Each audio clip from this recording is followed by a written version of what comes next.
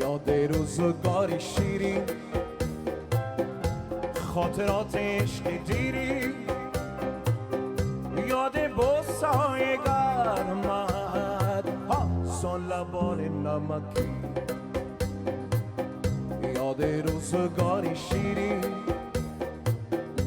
خاطرات عشق دیری، یاد بوسای گرمت سان لبان نمکی.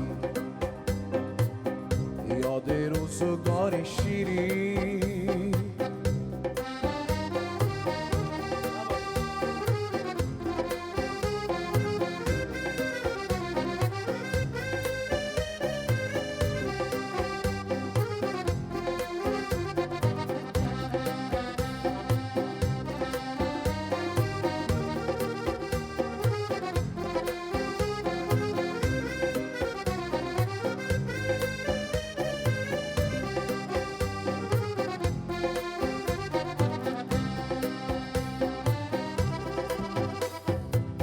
سرم در آغوش گرمت، لبم بر لبان نرمت، در سکوت نیمه شبها با امید و آرزوها. گفتی که بهار آید، گل و سنبل‌ها برآید، بار دیگر زمان پاس عشق دیرین خود را. یاد روزگار شیرین،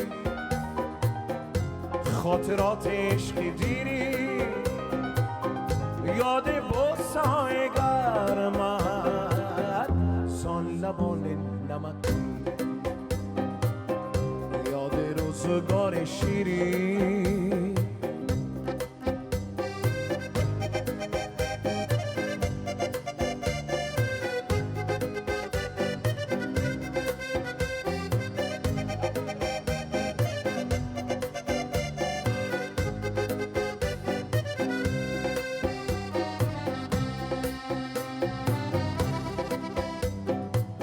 سرم در آغوش گرمت، لبم بر لبان نرمت، در سکوت نیمه شبها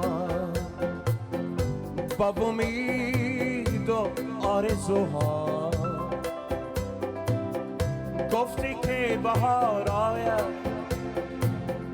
گل و سنبل‌ها برآید، بار دیگر زمان پاس عشق دیرین خود را.